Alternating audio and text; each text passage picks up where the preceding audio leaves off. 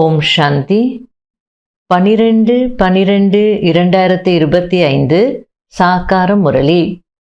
இன்று சிவ பகவான் கூறுகிறார், இனிமையான குழந்தைகளே, சத்தியமான தந்தையின் மூலம் சங்கம யுகத்தில் உங்களுக்கு சத்தியத்தின் வரதானம் கிடைக்கிறது. ஆகையால் நீங்கள் ஒருபோதும் பொய் சொல்ல முடியாது. கேள்வி: விகாரமற்றவர்களாக ஆகுவதற்கு குழந்தைகளாகிய நீங்கள் எந்த உழைப்பை கண்டிப்பாக செய்ய வேண்டும்? பதில்: ஆத்மா அபிமானி ஆகுவதற்கான உழைப்பை கண்டிப்பாக செய்ய வேண்டும்.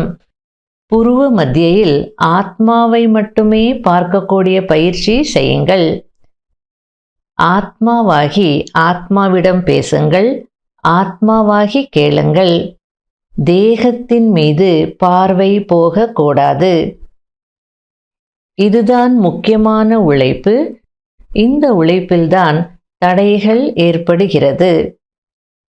முடிந்தவரை நான் ஆத்மா நான் ஆத்மா என்ற இந்த பயிற்சியை செய்யுங்கள். அதாவது ஆத்ம உணர்வுதான் அனைத்து பிராப்திகளுக்கு ஆதாரமாக இருக்கு. ஃபவுண்டேஷன் அப்படின்னு சொல்லலாம். ஆத்ம உணர்வில் இருக்கும் போதுதான் பாபாவின் நினைவு இருக்கும். பாபாவிடமிருந்து பிராப்திகள் அனுபவங்களை எல்லாம் அடைய முடியும். எப்போ அந்த பிராப்திகளில் இருப்போமோ, அனுபவங்களில் இருப்போமோ, அப்போ சரீரத்தின் பக்கம் பார்வை போகாது. ஆகையால பாபா முடிந்தவரை நான் ஆத்மா அப்படின்ற அந்த பயிற்சி செய்யுங்க, உணரணும். அதுக்கப்புறம் அதனுடைய ஸ்வரூபமாக மாறணும். முரளியின் பாடல்: ஓம் நம சிவாய.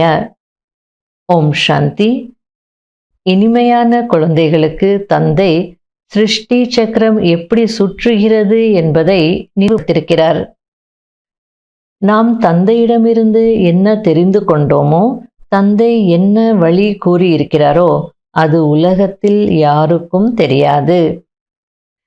நீங்கள்தான் பூஜைக்குரியவர்கள், நீங்கள்தான் பூஜாரிகள் என்பதின் அர்த்தத்தையும் கூட உங்களுக்கு புரிய வைத்திருக்கிறார். யார் பூஜைக்குரியவர்களாக உலகத்தின் எஜமானர்களாக ஆகிறார்களோ அவர்களே பிறகு பூஜாரிகளாக ஆகிறார்கள். மற்றபடி பரமாத்மாவிற்கு இப்படி சொல்வதில்லை. உலகத்துல பரமாத்மா தான் பூஜைக்குரியவர், அவர்தான் பூஜாரி அப்படின்னு சொல்லிடுறாங்க. அதுக்கு பாபா புரிய வச்சிட்ருக்கிறார். சிருஷ்டியின் முதல் இடைக்கடையின் செய்தியை தந்தை தான் கூறுகிறார். ஞானக்கடல் என்று வேறு யாரையும் சொல்லப்படுவதில்லை. இது அதிசயமான விஷயமாகும். தந்தையை தவிர வேறு யாரும் புரிய வைக்க முடியாது. சத்யுகத்தில் நீங்கள் யாருடைய பூஜையும் செய்வதில்லை. அங்கே நீங்கள் பூஜாரியாக ஆகுவதில்லை. அவர்களை பற்றி பூஜைக்குரிய தேவி தேவதைகளாக இருந்தார்கள், இப்போது இல்லை என்று சொல்லப்படுகிறது. ஆகையில தேவதைகள்தான் பூஜைக்குரியவர்களாக இருப்பாங்க, அதுக்கப்புறம் பூஜாரிகளாக ஆயிடுறாங்க அப்படின்னு சொல்லிட்டு இருக்கிறார். எந்த குழந்தைகளுக்கு நிச்சயம் ஏற்பட்டு விடுகிறதோ அவர்கள் நிச்சயத்துடன் புரிய வைக்கவும் செய்கிறார்கள். நிச்சயம் இல்லை என்றால் எப்படி புரிய வைப்பது? ஏதாவது பிரச்சனை நடந்துவிடுமோ என்று குழம்பிக் கொண்டே இருப்பார்கள். அதாவது இப்போ சேவை செய்து ஒரு பெரிய விஷயம் இல்லை. ஆரம்பத்தில் முதல்ல சேவைக்குன்னு சொல்லி போகும்போது ஸ்பிரிச்சுவல் ரெவல்யூஷன் தானே. அப்போ நம்ம இந்த கருத்துகள் சொல்லும் போது நிறைய பேர் கேள்வி கேட்பாங்க. எப்படி இப்படி சொல்லலாம் அப்படின்னு சண்டைக்கும் வருவாங்க. ஆகையால் பாபா என்ன சொல்லிட்டு இருக்கிறார் அப்படின்னா, நீங்கள் ஞானத்தை நல்லா புரிஞ்சுக்கோங்க, நிச்சய புத்தியுடையவர்களாக ஆகுங்க, அதுக்கப்புறம் புரிய வைங்க அப்படின்றார். இன்னும் பயமற்றவராக ஆகவில்லை அல்லவா?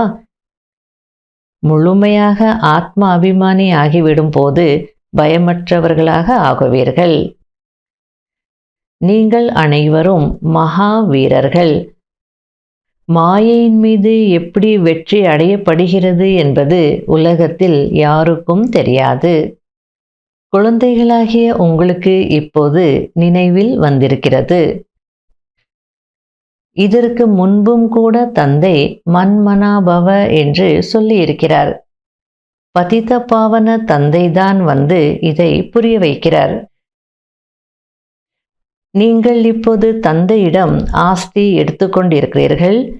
இல்லற விஷயங்களிலும் கண்டிப்பாக இருக்க வேண்டும். அனைவரும் இங்கேயே வந்து உட்கார வேண்டிய அவசியம் இல்லை. சேவை செய்ய வேண்டும், சென்டர்களை திறக்க வேண்டும் என்று தந்தை கோருகிறார்.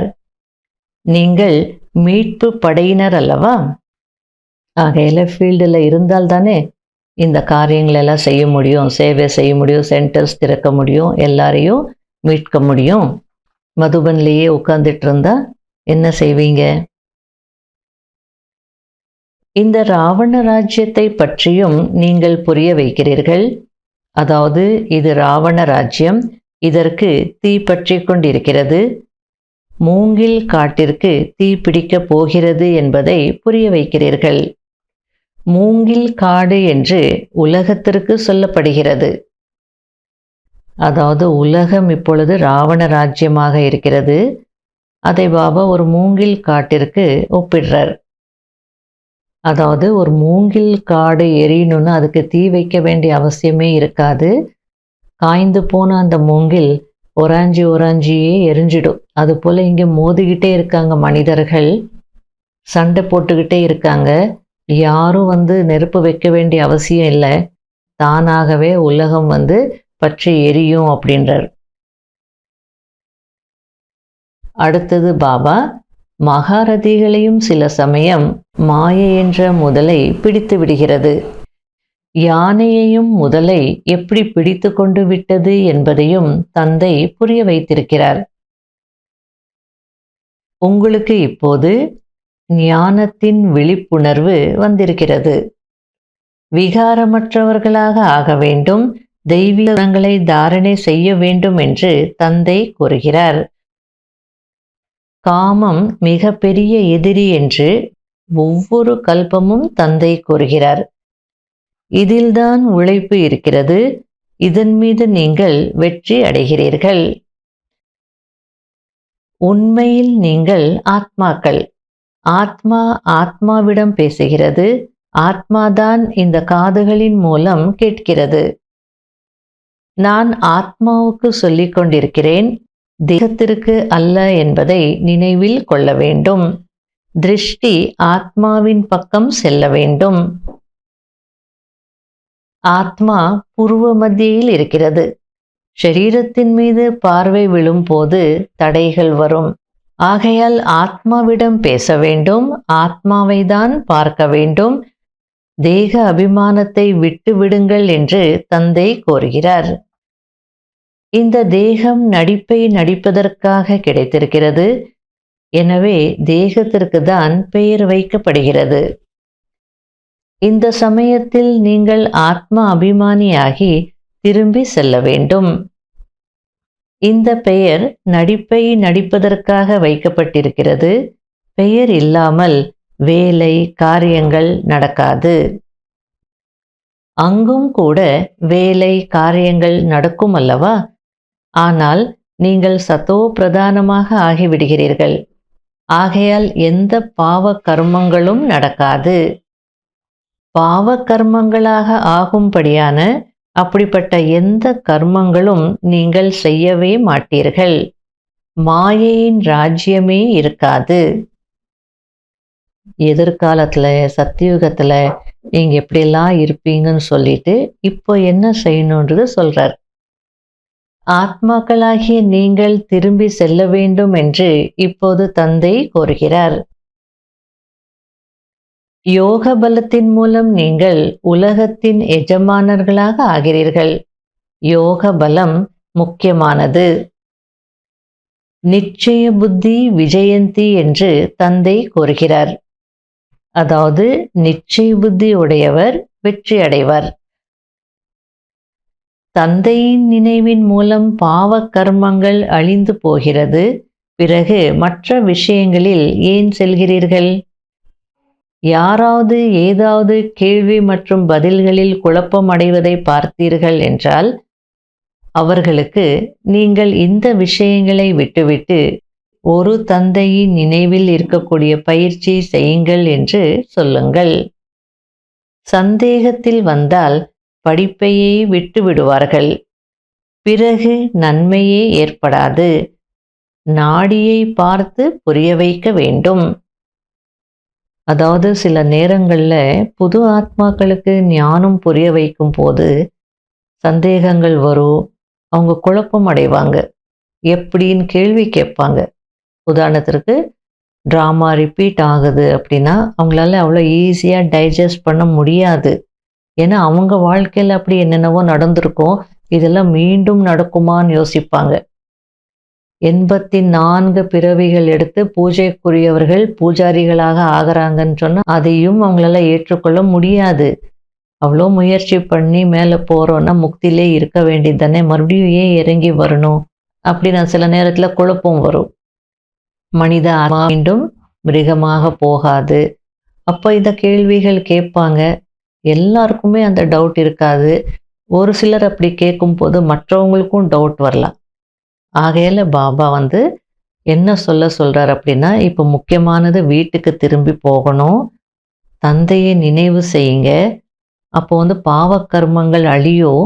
இந்த விஷயத்தை நீங்க ஹைலைட் பண்ணுங்க. சரி, அதில் குழப்பம் இருக்கா? சரி, அது அப்புறம் பார்த்துக்கலாம். முதல்ல நீங்கள் இதை செய்யுங்க. தானாகவே உங்களுக்கு ஒரு நாள் புரியும் அப்படின்னு அந்த மாதிரி சொல்லி புரிய வைக்கணும். ஏன்னா யோகா பண்ணாங்கன்னா அந்த யோகத்தில் அவங்க அந்த நன்மைகள் அடைஞ்சாங்கன்னா மற்ற விஷயங்கள் புரிஞ்சுப்பாங்க. அதே மாதிரி ஞானி ஆத்மாக்கள் கூட நான் பார்க்குறேன், நிறைய பேர் அவங்க நேரத்தை இந்த ஞான விஷயங்களை டிஸ்கஸ் பண்ணுறதுல கூட வேஸ்ட் பண்ணிட்டு இருக்காங்க. எந்த மாதிரி ஞான விஷயம் அப்படின்னா, உதாரணத்திற்கு பாபா சத்தியுகத்தில் 9 லட்சம் பேர் இருப்பாங்க அப்படின்னு சொல்லுவாங்க இல்லையா ஸ்டார்டிங்கில். இதை எப்படி கேல்குலேட் எல்லாம் பண்ணுறாங்கன்னா, இவங்க 9 லட்சம் பேர் இருக்கணும்னா அப்போ அவங்களுக்கு அந்த 9 லட்சம் பேருக்கு ஜென்மம் கொடுக்கறதுக்கு அவங்க எத்தனை பேர் இருப்பாங்க? லக்ஷ்மி நாராயணர் எப்போ அரியணை ஏறுவாங்க? இன்னும் என்னென்னவோ சொர்க்கத்தை பற்றி நிறைய கேள்விகள் எல்லாம் கேட்டுட்டு இருப்பாங்க. அதெல்லாம் பாபா எப்போ சொல்லணும்னு நினைப்பாரோ, கிளியர் பண்ணணும்னு நினைப்பாரோ அப்போ முரளியில் சொல்லிடுவார். இதில் எல்லாம் நம்ம போக வேண்டிய அவசியமே இல்லை. அதற்கு பதிலாக பாபாவை நினையுங்க. இன்னும் சொல்ல போனால் எந்த விஷயம் உங்களுக்கு புரியலையோ அதில் எனர்ஜியை வேஸ்ட் பண்ண வேண்டாம். பாபா மீது நிச்சயம் இருக்கு, மாயையை ஜெயிக்கணுன்ற லட்சியம் இருக்கு. அப்படி இருக்கும் போது அதெல்லாம் ஒரு சைடில் வச்சுட்டு நீங்கள் பாபாவை நினைங்க. மற்றது எந்த நேரத்தில் என்னென்ன விஷயங்கள் புரியணுமோ அப்போ பாபா தானாகவே புரிய வைப்பார். புரியாத விஷயங்கள், குழப்பமான விஷயங்களை புரிஞ்சுக்கிறதுக்கு நேரத்தையோ எனர்ஜியையோ வேஸ்ட் பண்ணாதீங்க. அவ்வளவு நேரம் இல்லை. ஆகையால யோக பலம் முக்கியன்றார் பாபா. சத்தியுகத்தில் எத்தனை பேர் இருந்தால் நமக்கு என்ன? எத்தனை பேர் இருப்பாங்களோ அத்தனை பேர் இருப்பாங்க. ஆகையால யோகா பண்ணுங்க, விகர்மங்களை அழிச்சிக்கோங்கன்றார். உங்களுடைய லட்சியமே லக்ஷ்மி நாராயணன் ஆகுவதாகும். ராஜ்யம் ஸ்தாபனை ஆகிக் கொண்டிருக்கிறது. நீங்கள் மனிதரிலிருந்து தேவதை ஆகிறீர்கள். தேவதைகளின் ராஜ்யம் மிக பெரியது. அதில் உயர்ந்த பதவி அடைவது என்பது படிப்பு மற்றும் நடத்தையில் இருக்கிறது. உங்களுடைய நடத்தை மற்றும் நடவடிக்கைகள் மிகவும் நன்றாக இருக்க வேண்டும். ஞானம் மிகவும் சகஜமானது. தந்தையை நினைவு செய்வதும் சகஜமானதுதான். ஆனால் நினைவு செய்தால்தானே நல்லது. இனிமையிலும் இனிமையான தேடி கண்டெடுக்கப்பட்ட செல்ல குழந்தைகளுக்கு மாத்பிதா பாப் தாதாவின் அன்பு நினைவுகள் மற்றும் குட் மார்னிங். ஆன்மீக குழந்தைகளுக்கு ஆன்மீக தந்தையின் நமஸ்காரம். கடைபிடிக்க வேண்டிய முக்கியமான சாராம்சம். முதல் பாயிண்ட், எந்த ஒரு விஷயத்திலும் சந்தேக புத்தியுடையவராகி படிப்பை விட்டுவிடக் கூடாது. முதலில் தூய்மையாகுவதற்கு ஒரு தந்தையை நினைவு செய்ய வேண்டும், மற்ற விஷயங்களில் செல்லக்கூடாது. 2வது பாயிண்ட், ஷரீரத்தின் மீது பார்வை செல்லும் போதுதான் தடைகள் வருகிறது. ஆகையால் புருவ மத்தியை பார்க்க வேண்டும். ஆத்மா என்று புரிந்து கொண்டு ஆத்மாவிடம் பேச வேண்டும். ஆத்ம அபிமானி ஆக வேண்டும். பயமற்றவராகி சேவை செய்ய வேண்டும். வரதானம்: சதா தந்தையின் அழியாத மற்றும் சுயநலம் இல்லாத அன்பில் மூழ்கி இருக்கக்கூடிய மாயா ப்ரூஃப் ஆகுங்கள்.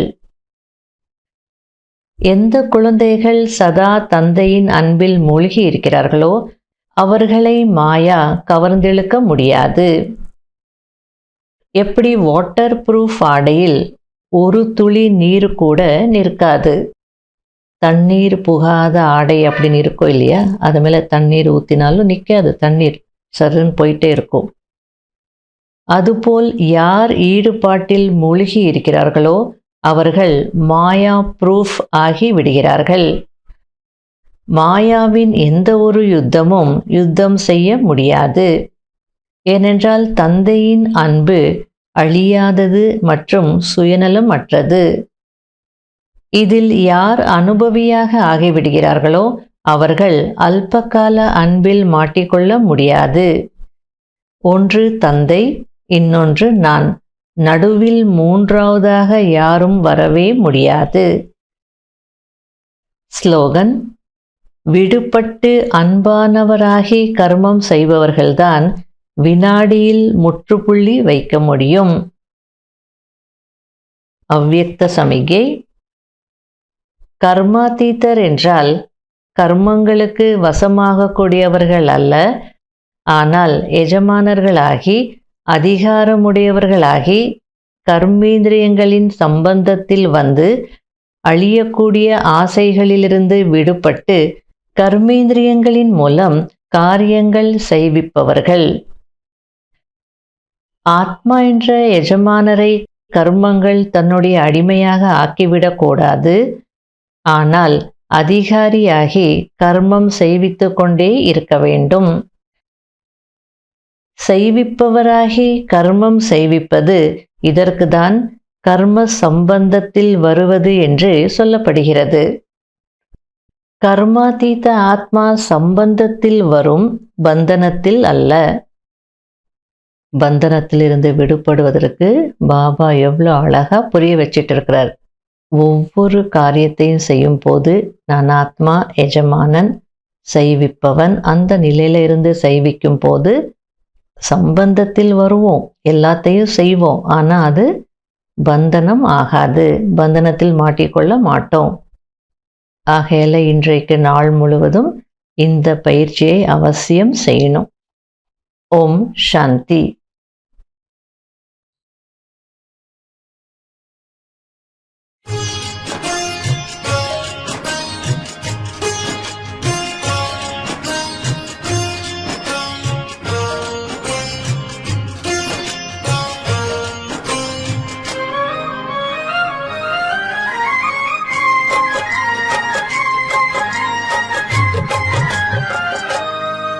இன்னாருயிர் நண்பன் நீயே,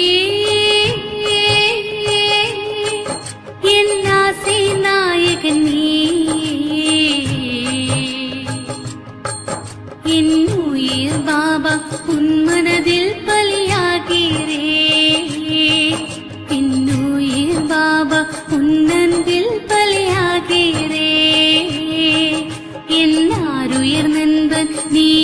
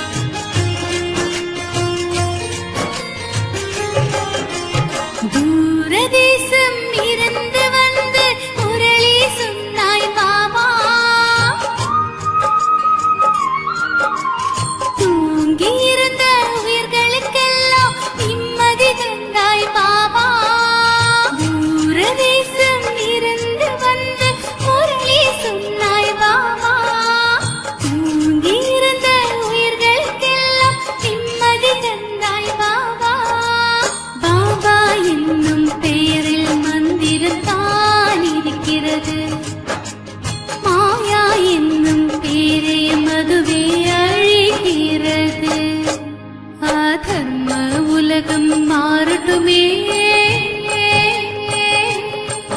புது ஸ்வர்க்க உலகம் தொடங்கட்டுமே. என் உயிர் பாபா உன் மனதில் பலியாகிறே. என் உயிர் பாபா உன்